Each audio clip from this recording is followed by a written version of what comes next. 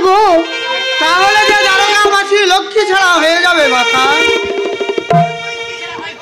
লক্ষ্মী ছাড়া হয় হোক, তবু আমি হারিব না। ওই কলঙ্কিনীর মুখ, ওই কলঙ্কিনীর মুখ, কলঙ্কিনীর মুখ। তাহলে কোথায় গেলে দেখা পাবো মাগো? ওই রাঙা চরণ। গহন কাননের মধ্যে আমি করিব অট্টালিকা নির্মাণ। সেখানে তুমি আমার দেখা পাবে। নাম দেবতার আনন্দ ভবন। এখন আমি আসি নারদ, এখন আমি আসি। নারায়ণ নারায়ণ।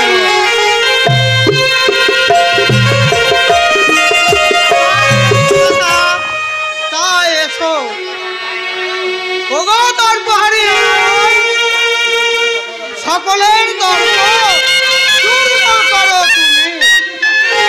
এবার তোমার দর্প চূর্ণ বিচূর্ণ হবে ওই লক্ষ্মী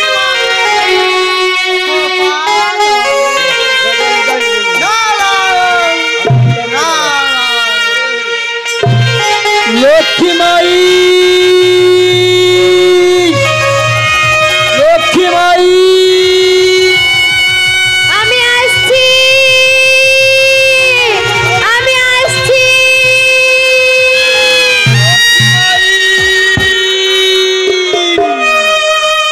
আমি আসছি।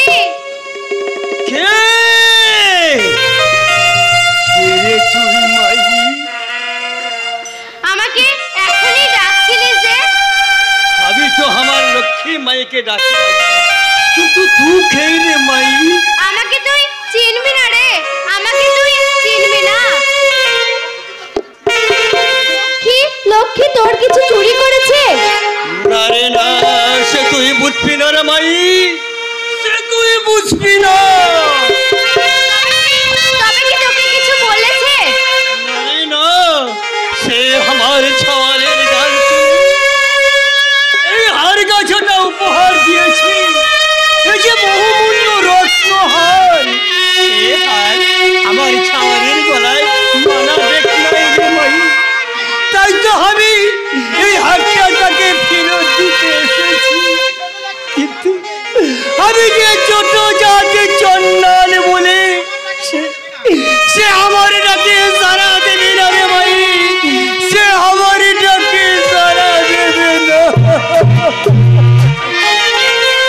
আচ্ছা মাই, তুই কি তাকে চিনিস? হ্যাঁ, সে যে আমার পরম আত্মীয়। আত্মীয়? তাহলে তুই কি আমার একটা মুখে দিবি রে মাই? কি উপকার করতে হবে? যখন বলছিস তোর আত্মীয়, তাহলে এই হারে গাছাটা তাকে ফিরিয়ে দিবি। এই যে মানিকেরই প্রাপ্য রে, এই যে মানিকেরই প্রাপ্য।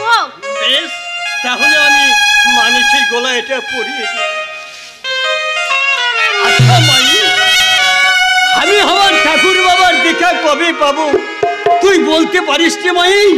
পাবি রে চন্ডাল, পাবি। পাবো? হ্যাঁ পাবি।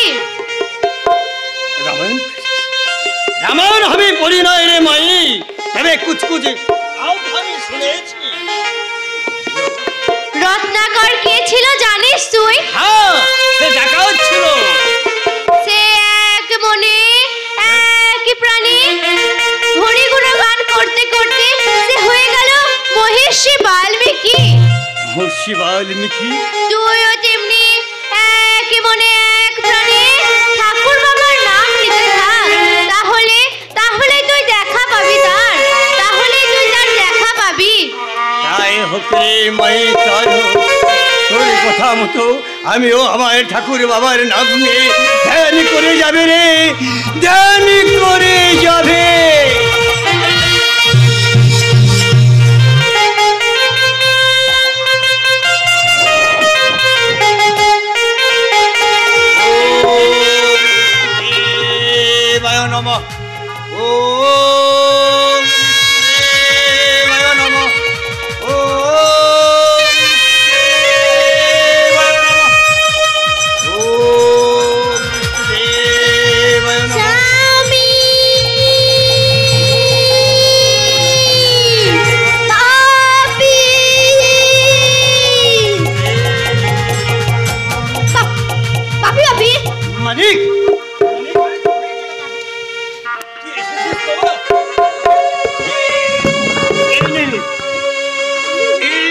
তোর হার। ঘরে ফিরে চলো স্বামী, ঘরে ফিরে চলো। রে হেরারা, তোর ঘরে আমি ফিরবে নাই যতদিন না আমি আমার ঠাকুর বাবার দেখা পাবে, তোর ঘরে আমি ফিরবে নাই রে, তোর ঘরে আমি ফিরবে নাই। তাহলে তাহলে আমারও প্রতিজ্ঞা রইল স্বামী, যতদিন না তুমি বাড়ি ফিরে যাবে ততদিন আমি এই একই কাপড় পরে থাকবো, হীরা! এই একই কাপড় পরে থাকবো। আমিও প্রতিজ্ঞা করলাম বাপি, মালিক, যতদিন তুমি বাড়ি ফিরে না যাবে ততদিন এই হার আমি মালিক! মাথায় করে রাখবো বাপি, মাথায় তুলে রাখবো।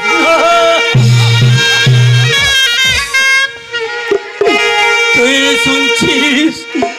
শুনছিস রে ঠাকুর বাবা, কে প্রতিজ্ঞা করে গেল আমার হীরা, কে প্রতিজ্ঞা করে গেল আমার মালিক। তুই যদি আমাকে দেখা না দিস তাহলে তোকে আমি ডাকতে ডাকতে আমার এই জীবনটাকে শেষ করে দেবে রে ঠাকুর বাবা। তবু তোর নাম আমি ছাড়বে নাই রে, তোর নাম আমি ছাড়বে নাই। দেখো না, আমি নিজ কণ্ঠহার তুলে দিল ওই চন্ডালের হাতে। আজি আজি সামুল্লাই দরবার সিংহাসন উন্মোচন করে ওই ডুবাইয়ে দেব ওই সপ্ত সাগরে চলে।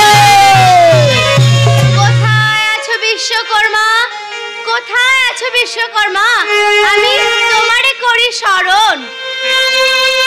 তব গো মাতা, কি বা আদেশ তব? এই গহন কাননের মধ্যে তুমি অট্টালিকা করো নির্মাণ। তাই হোক গো মাতা, তাই হোক। এই গহনে কাননের মাঝে আমি করিব অট্টালিকা নির্মাণ। কোথায় আছো পবন নন্দন, কি যে আমি তোমারে এখন তড়া করে এসো, তোমার আমি করি গো স্মরণ। জয় শ্রীরাম, জয়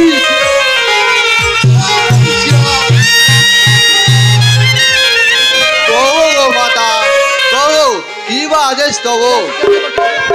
যাও পবন নন্দন, দ্বারকায় কৃষ্ণ বলরাম তোমার সোনার পালঙ্কে নিদ্রায় আছে, তুমি ওদের সমস্ত অলংকার খুলে নিয়ে এসো, ধুলাই শুয়ে দিয়ে সোনার পালঙ্ক লয়ে আসো এখানে। অসম্ভব মাতা, তা হয় না। কেন হয় না পবন নন্দন? কৃষ্ণ যদি নিদ্রা ভঙ্গ হয়ে যায় তাহলে আমার কি হবে মাতা? কোনো ভয় নেই পবন নন্দন, আমি এক্ষুনি নিদ্রা দেবীকে ওখানে পাঠিয়ে দিচ্ছি। তাই হোক মাতা, তাই হোক। জয় শ্রীরাম, জয় শ্রীরাম। কোথায় আছো নিদ্রা দেবী, ডাকি গো তোমারে এখন। ও গো মাতা, কি বা আদেশ তব? তুমি আমার কৃষ্ণ বলরামের চোখে অবস্থান করো।